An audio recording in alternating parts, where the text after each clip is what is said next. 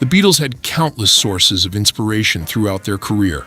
What began with rock and roll, rhythm and blues, and skiffle gradually expanded into something much more ambitious. As the band became more confident in the studio, they began experimenting with orchestras, unusual instruments, complex arrangements, and musical ideas that came from places far beyond popular music. One of the most fascinating influences was classical music. Paul McCartney was particularly interested in classical compositions, while John Lennon also found inspiration in the music around him. Sometimes the influence appeared in the arrangement. Other times, it could be traced directly to a particular composition. Here are 4 Beatles songs that reveal just how deeply classical music influenced the band. Number 1. Eleanor Rigby. Eleanor Rigby picks up the rice in the church where a wedding is. Perhaps the most obvious example of the Beatles embracing classical music is Eleanor Rigby. Released on Revolver in 1966, the song sounded radically different from the Beatles' earlier work. There were no traditional drums or electric guitars driving the track. Instead, the arrangement relied almost entirely on strings. Paul McCartney had been listening to classical music while developing the song, and the dramatic quality of the composition helped shape the direction he wanted to take. George Martin arranged the strings for the recording, using 2 violins, 2 violas, and 2 cellos. The result gave Eleanor Rigby the character of a miniature chamber composition, while still remaining unmistakably Beatles. The arrangement is tense, dramatic, and almost cinematic, perfectly matching the lonely story at the center of the song. Rather than simply adding strings to a pop song, McCartney and Martin made the instruments an essential part of the composition itself. It was a major indication of how far the Beatles were willing to move beyond conventional rock music. Number 2.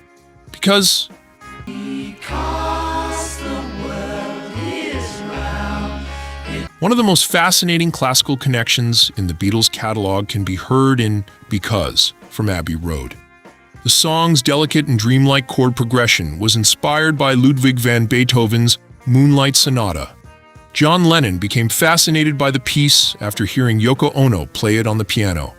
He asked her to play the chords backward, and that idea became the foundation for what would eventually become Because. The Beatles did not simply reproduce Beethoven's composition. Lennon transformed the harmonic idea into something entirely different. George Martin then helped turn the song into one of the most beautiful vocal arrangements in the Beatles' catalog. Lennon, Paul McCartney, and George Harrison sang the 3-part harmony together, and their voices were recorded and layered multiple times to create the effect of a 9-part vocal harmony.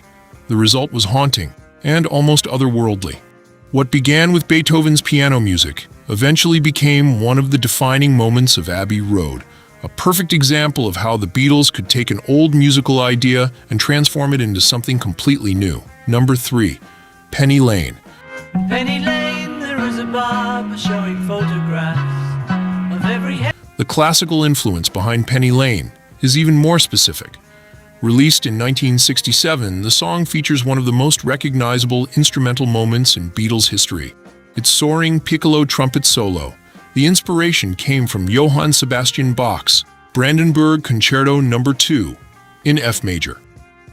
Paul McCartney had been watching television when he heard a performance of the concerto. He was particularly fascinated by the extremely high trumpet passage. He later asked George Martin about the unusual trumpet sound he had heard. "What was that funny little trumpet I heard in the Brandenburg Concerto? It's a great sound." Martin explained that the instrument was a piccolo trumpet. McCartney immediately realized that its distinctive sound could work perfectly for Penny Lane, and George Martin arranged for trumpeter David Mason to perform the now famous solo. The result was something completely unexpected, a bright, almost Baroque-sounding trumpet passage appearing in the middle of a Beatles pop song. It became one of the song's defining features. A simple television performance of Bach had effectively helped give Penny Lane one of its most memorable musical moments. Number 4. Blackbird. Blackbird singing in the dead of night. At first glance, Blackbird seems like the least likely song on this list to have anything to do with classical music. Released on the Beatles in 1968, it is an intimate acoustic song built around Paul McCartney's voice and guitar. But the guitar pattern has a connection to Johann Sebastian Bach's Bourrée in E minor. McCartney and George Harrison had encountered Bach's music while learning guitar, and McCartney was particularly drawn to the way the piece combined a melodic line with a moving bass pattern. He eventually incorporated elements of that musical approach into Blackbird. The song was not intended to be a direct recreation of Bach. Instead, McCartney took a musical idea he had learned from a classical composition and reshaped it into something completely different. That is what makes the connection so interesting. Blackbird sounds modern, simple, and almost effortless. Yet underneath that simplicity is a musical idea that can be traced back to a composition written centuries earlier. The Beatles may have started their career as a rock and roll band, but by the second half of the 1960s, their musical world had expanded enormously. Eleanor Rigby, Because, Penny Lane, and Blackbird demonstrate four very different ways classical music influenced their songwriting. With Eleanor Rigby, classical music shaped the entire arrangement. With Because, Beethoven provided the harmonic inspiration. Penny Lane borrowed the distinctive sound of a Baroque-era instrument, while Blackbird incorporated an idea from Bach's guitar repertoire. None of these songs simply copied the music that inspired them. That was the real strength of the Beatles. They could take an idea from classical music, mix it with rock, pop, folk, or their own imagination, and turn it into something that sounded completely original. And that is why these songs remain so fascinating. Beneath some of the Beatles' most familiar melodies are musical influences that stretch far beyond the world of rock and roll.